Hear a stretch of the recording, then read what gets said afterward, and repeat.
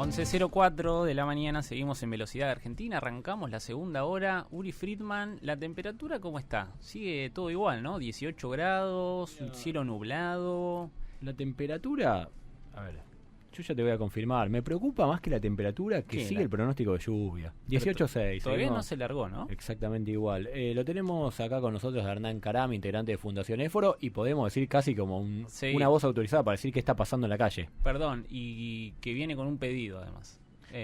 Pidió algo recién antes de arrancar, si podía difundir una venta que quiere hacer, alguna transacción. Es una cosa para el personal.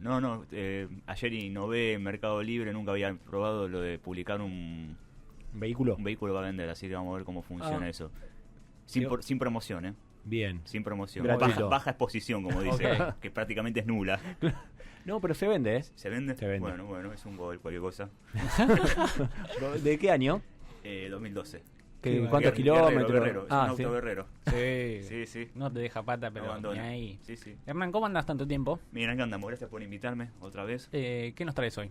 Hoy vamos a hablar del último informe de Fundación Éforo, que es sobre el empleo joven en Argentina.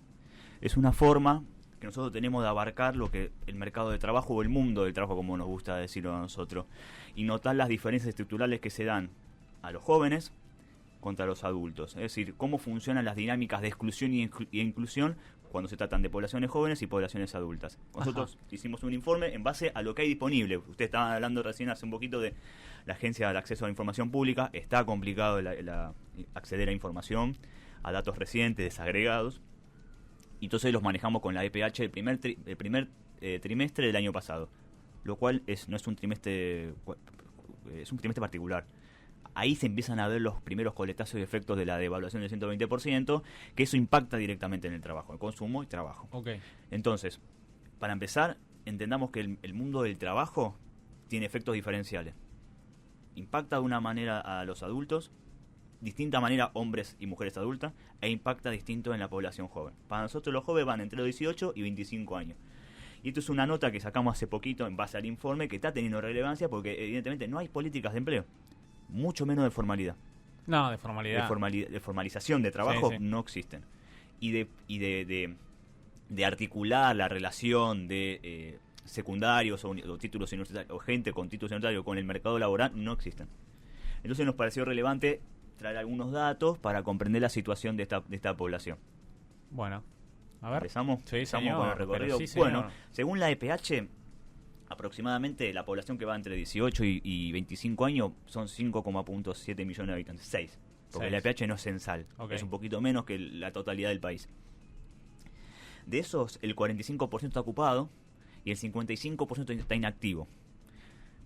Este dato de inactivo no es esencialmente negativo en sí mismo, sino porque hay muchas personas que se dedican a estudiar en esta edad. Exacto. Entonces estamos hablando de un grupo poblacional que está en un momento de transición entre la secundaria, en el mejor de los casos, y decidir si una carrera de formación técnica profesional o universitaria, o trabajar o articular esas dos decisiones. Dentro de los que no trabajan, tenemos que el 10% está desempleado, es decir, son personas que buscan trabajo y no encuentran. Y acá hay un dato importante: la tasa de desempleo de los jóvenes es mucho más alta que en la de los adultos. La tasa de desempleo actual ronda el 6%, más o menos, según INDEC, en el mercado total. Pero los jóvenes tienen 10% de tasa de desempleo, es decir, estructuralmente les cuesta más conseguir y acceder a un trabajo que a los adultos. Del 45% inactivo, obviamente, hay muchísimos de los que estudian. Es decir, 1.6 millones estudian. No trabajan, pero estudian. Y después están los famosos, desgraciadamente famosos, Los ni. No trabajan ni estudian. Y ahí sí hay un problema. Son 850.000, que aproximadamente, si extrapolamos a niveles censales, debe ser 1 millón de personas que no trabajan y no estudian y que tienen entre 18 y 25 años. Estas personas, esta población, deberían ser objetos de políticas de inclusión sociolaboral, de formalización de empleo, de formación técnica académica, pero bueno, estamos en otro contexto. Otro dato importante que para nosotros es sumamente relevante, porque las condiciones sociales donde surgen las juventudes determinan las trayectorias laborales. Una persona que se forma en un hogar pobre tiene estructuralmente un desarrollo de trayectoria laboral distinta a una de clase media y clase alta, ni hablar. El 61% de los jóvenes entre 18 y 25 años, hombre o mujer, viven en hogares pobres. ¿Cuánto? 61%, 6 de cada 10. No, es altísimo. Se divide en 39% pobre y 22 indigente. Es una locura. Es una locura. Tengamos en cuenta lo siguiente, la pobreza es un canal directo a la informalidad, en el mejor de los casos.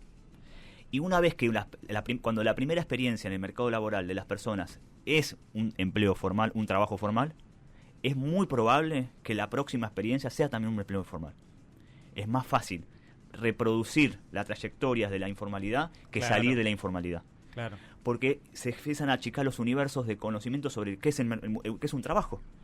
Las personas comienzan a asimilar de que la formalidad es inaccesible o que no existe en algunos casos, que no está entendido como algo que existe, como que algo que puede ser a los cuales pueden acceder. Es como aquello de que no defiende los derechos laborales porque no los conocen. No los conocen. Una parte de eso va por ese lado. Tengamos en cuenta, cuando una persona ingresa por primera vez a un trabajo informal, es más probable que pase que continúe la informalidad o que directamente salga de la búsqueda. Es decir, aparece en los registros estadísticos del Sistema Nacional como inactivo. Claro. Entonces, recordemos otro caso. Aparte de lo que dijiste vos, Uri, lo de los derechos laborales, el salario promedio informal es la mitad de uno formal. Estamos hablando de prácticamente un dispositivo social legitimado de exclusión. Porque estamos hablando de que en los últimos años, por cada empleo formal que se destruye, se crean 2 informales. Claro. Entonces, ¿da trabajo? Sí, da trabajo. ¿Da ingresos? Sí, pero sin derechos laborales y con un promedio de ingresos a la mitad de un formal. Me imagino que la explosión tecnológica a partir de la pandemia ha profundizado esto sideralmente. Sí, bueno, se está estudiando en lo que son las sociología del trabajo, relaciones de trabajo, de que la pandemia no generó un fenómeno nuevo, sino que lo intensificó, lo aceleró. Claro. Está de moda ahora el aceleracionismo. Bueno, aceleró un proceso. ¿Cuál es ese proceso? Se frena la creación de trabajo formal, que son los que tienen algún tipo de convenio colectivo de trabajo, que tienen derechos laborales, aportan al sistema previsional. Un ejemplo básico, del tachero al Uber. Exacto. Ese sería como uno sindicalizado y el otro no. Exactamente, sí. Ese es el caso. Entonces, como veníamos diciendo, la pandemia aceleró eso, destrucción de empleo formal y expansión de la informalidad. Claro. Y otra cosa es la proliferación de trayectorias laborales intermitentes, irregulares, con precariedad laboral. Y otra cosa, no generan una conciencia colectiva de lo mal que están, porque la idea es, los modelos de trabajo actuales son de desarrollos a partir del desarrollo individual de las personas. Claro. En el esfuerzo. Tengamos en cuenta lo siguiente. Ustedes saben cuánto es hay un Consejo Nacional del Salario. Uh-huh. Se juntó por última vez en diciembre y estipuló los distintos niveles del salario para enero, febrero y marzo. El salario mínimo, que es el piso, que a partir de ahí, si vos pagás uno menor, es ilegal. Eso, ¿no? En marzo, el salario mínimo vital y móvil es de 296.000 pesos. Es decir, no llega a 300.000. No llega a 300.000. Bueno, 3 de cada 10 jóvenes con es el ingreso de los jubilados, la mínima, ¿o no? Es un poquito más que la mínima. Apenas. Son 10.000 pesos más. Con el bono lo supera, ¿eh? Con el bono lo supera, pero el bono es discrecional, lo supera. 3 de cada 10 de los jóvenes que trabajan en un empleo formal, es decir, que firmaron un contrato, que están en relación de dependencia, ganan por debajo del salario mínimo vital. Sí.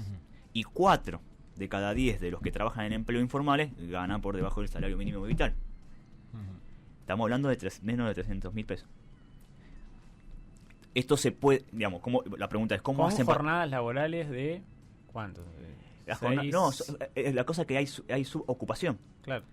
Se trabaja poco, se gana muy poco, y estamos hablando de una población que probablemente en altas proporciones vive con los padres, viven en hogares, entonces aplazan la independencia de irse a vivir solo por muchos años. Hoy te pondría una X ahí, no sé cuántos años. Es que te iba a preguntar eso, a ver, poniéndolo en términos más o menos de ¿qué compra uno con esa plata hoy por hoy? No te alcanza ni para eso.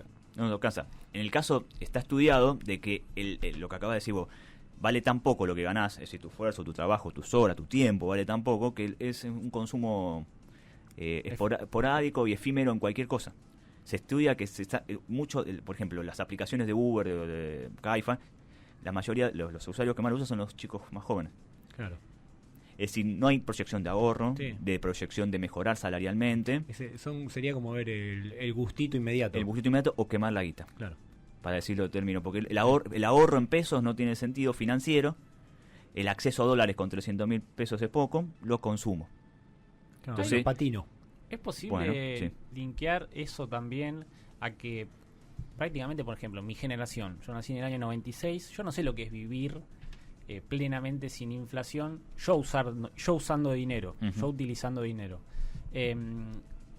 ¿Es posible linkear también a esta cuestión de que también lo efímero, ¿no? Claro, el rol de la inflación en esa... Bueno, está estudiado que una economía inflacionaria genera distorsiones en términos sociales, se desintegran los acuerdos estables en el tiempo, entre otras cosas, y al mismo tiempo genera una devaluación con el tiempo que vos invertís en un, por ejemplo, trabajo. Claro. Entonces, eso genera no solamente baja autoestima a nivel de lo que estás haciendo, sino que el dinero que te recibís en tu bolsillo, como no tiene proyección y capacidad de ahorro, directamente lo consumís.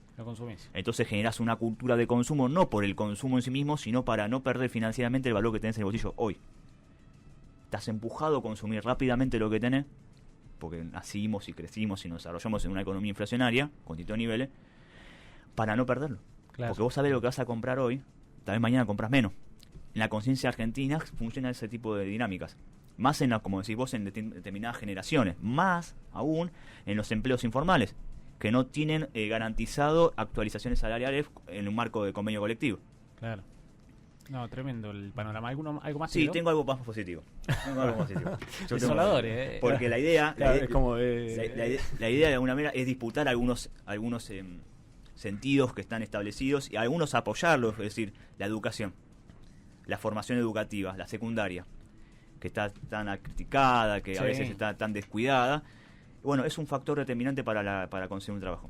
Tener un secundario realmente determina acceder a un trabajo. Después vemos la calidad del trabajo, pero hay mucha diferencia entre los que tienen secundario incompleto al secundario completo. El 66% de los jóvenes ocupados tienen secundario completo. Cuando perfeccionás técnicamente un terciario o un universitario, esos números aumentan mucho más. Es decir, hay una conexión positiva entre la educación, la formación y el mundo del trabajo. Claro. Entonces, estamos hablando de dos pilares del desarrollo de las personas, educación y trabajo, que viene siendo golpeado de distinta manera por este deterioro acelerado que vimos en los últimos años, como dijiste vos, lo de la pandemia. Pero lo que no hay que descartar nunca es que la formación, por lo menos en los niveles medios, garantiza un trabajo. Totalmente. Garantiza un trabajo.